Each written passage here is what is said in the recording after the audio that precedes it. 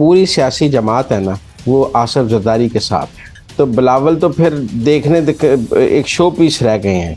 ان کی چیئرمین کی حیثیت تو سینٹرل ایگزیکٹو نے ختم کر دی ہے۔ پیپلز پارٹی کی سینٹرل ایگزیکٹو نے بلاول بھٹو پر عدم اعتماد کر کے آصف زرداری کو اعتماد دے دیا ہے۔ پیپلز پارٹی میں بلاول بھٹو کے خلاف عدم اعتماد ہو گیا ہے۔ بلاول جو ہے وہ عزت چھپاتے پھر رہے ہیں۔ السلام علیکم، مجھے کہتے ہیں صبیہ اشرف اور آپ دیکھ رہے ہیں پروگرام اندر کی بات مزمل سہروردی کے ساتھ۔ آج کل جو خبریں آ رہی ہیں اور خاص طور پیپلز پارٹی کا بیانیہ جو ہے وہ مخالف لگ رہا ہے، آصف علی زرداری اور بلاول بھٹو کا ایک دوسرے کے مخالف، اور خاص طور پہ جو جمعے کو سی ای سی کی میٹنگ ہوئی تھی اس میں بھی کافی انبن ہوئی باپ اور بیٹے کے درمیان۔ اس کے حوالے سے اندر کی بات اور مخالف بیانیے کی اندر کی خبر آج ہم جانیں گے مزمل صاحب سے۔ السلام علیکم مزمل صاحب۔ السلام علیکم جی، کیا حال ہیں؟ ٹھیک ٹھاک ہیں؟ اللہ کا شکر۔ مزمل صاحب یہ باپ اور بیٹے کی مخالف بیانیے کی جو کہانی سامنے آ رہی ہے، خبریں بھی آ رہی ہیں، تو اندر کی بات کیا ہے؟ کس بات پہ دونوں کی ایک دوسرے پہ اختلاف ہے، اور بلاول بھٹو کیوں جو ہے ان کی لائن نہیں پکڑے اپنے باپ کی، خاص طور پہ آصف علی زرداری کی؟ دیکھیں، اب جو پوری سیاسی جماعت ہے نا وہ آصف زرداری کے ساتھ ہے۔ آپ یہ بات سمجھیں کہ جب سینٹرل ایگزیکٹو نے لاہور میں یہ فیصلہ کر دیا کہ لیول پلینگ فیلڈ اور اسٹیبلشمنٹ سے تعلقات کا معاملہ آصف زرداری دیکھیں گے، تو بلاول تو پھر دیکھنے ایک شو پیس رہ گئے ہیں۔ ان کی چیئرمین کی حیثیت تو سینٹرل ایگزیکٹو نے ختم کر دی ہے۔ اگر میں یہ کہوں کہ پیپلز پارٹی کی سینٹرل ایگزیکٹو نے بلاول بھٹو پر عدم اعتماد کر کے آصف زرداری کو اعتماد دے دیا ہے تو یہ غلط نہ ہوگا۔ بے شک اب بلاول بھٹو نے جتنے مرضی مزاحمتی بیانات دیے ہوں، بلاول بھٹو کہہ رہے ہوں کہ میں اس بار الیکشن میں مزاحمتی سیاست کرنا چاہتا ہوں، ہم نے ووٹ بینک کی سیاست کرنی ہے، لیکن پیپلز پارٹی کی سینٹرل ایگزیکٹو اس کے لیے تیار نہیں ہے، اور انہوں نے اپنے معاملات طے کرنے کے لیے آصف زرداری کو دے دیا ہے۔ جب آصف زرداری جو ہیں وہ معاملات طے کریں گے تو پھر مزاحمت کی سیاست تو نہیں ہوگی۔ اسی لیے میں سمجھتا ہوں کہ پیپلز پارٹی میں بلاول بھٹو کے خلاف عدم اعتماد ہو گیا ہے۔ بلاول بھٹو نے جو لائن لی تھی کہ میں مزاحمت کی لائن جو ہے وہ نون لیگ کے خلاف، جو اس لائن کو سینٹرل ایگزیکٹو نے اپنی اگلی میٹنگ میں آصف زرداری کے کہنے پر الٹ دیا ہے، اور بلاول کو جو ہے وہ اس میں منہ کی کھانی پڑی ہے۔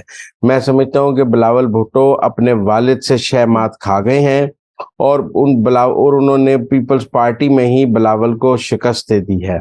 اب بلاول جو ہے وہ عزت چھپاتے پھر رہے ہیں۔ کبھی کہتے ہیں کہ اگر میرے ہاتھ کھول دیے جائیں، میرے پیر کھول دیے جائیں، کبھی کہتے ہیں کہ میں سی کے فیصلوں کا پابند ہوں۔ اب 90 دن کی بات بھی نہیں کرتے ہیں، اب اسٹیبلشمنٹ کا نام بھی نہیں لیتے ہیں، اب جو ہے وہ سافٹ باتیں کرنے لگ گئے ہیں۔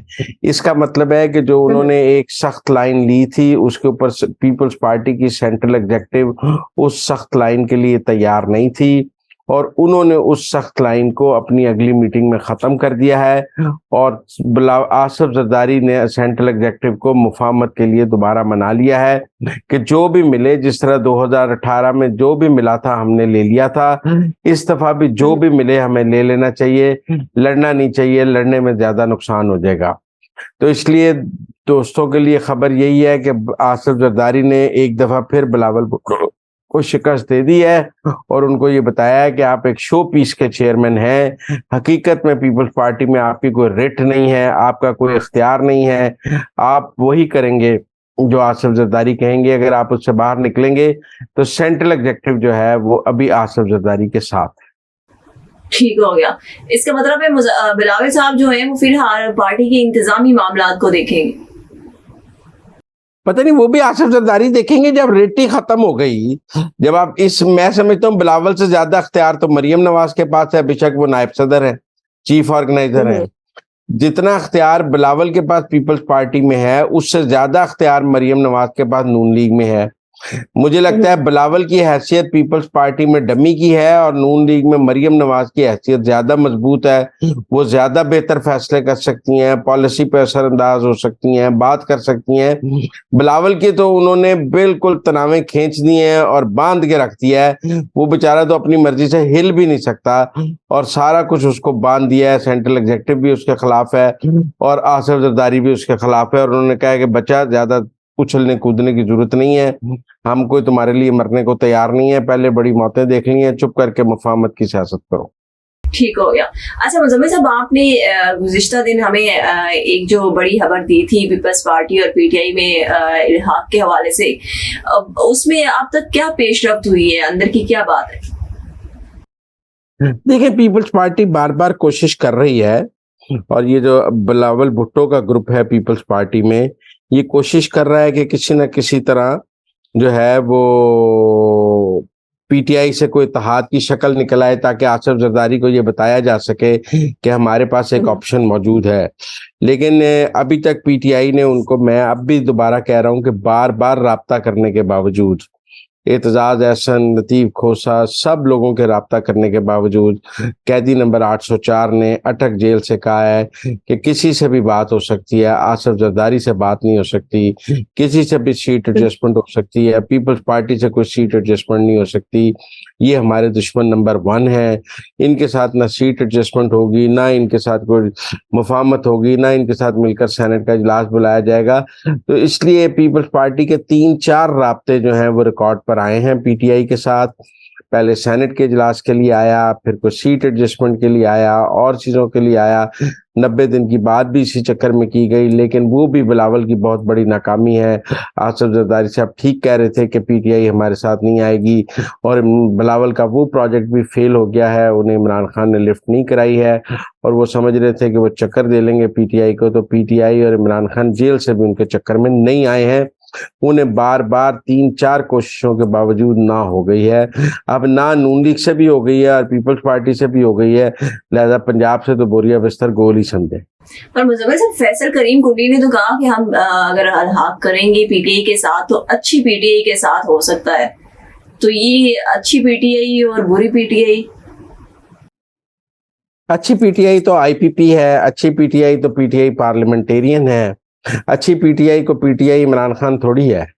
अच्छी पीटीआई तो 2 मौजूद है मार्केट में, एक इस्तेकाम है पाकिस्तान पार्टी, अच्छी पीटीआई है, पीटीआई पार्लियामेंटेरियन परवेज खटक की अच्छी पीटीआई है, तो वो इन दोनों से इत्तेहाद कर लें, वो फिर पीटीआई इमरान खान तो अच्छी पीटीआई नहीं है। ठीक हो गया। अच्छा मुजम्मिल साहब, अब एक बड़ा अहम सवाल, जिस दिन से कौमी असेंबली जो है वो तहलील हुई है कि इलेक्शन कब होंगे,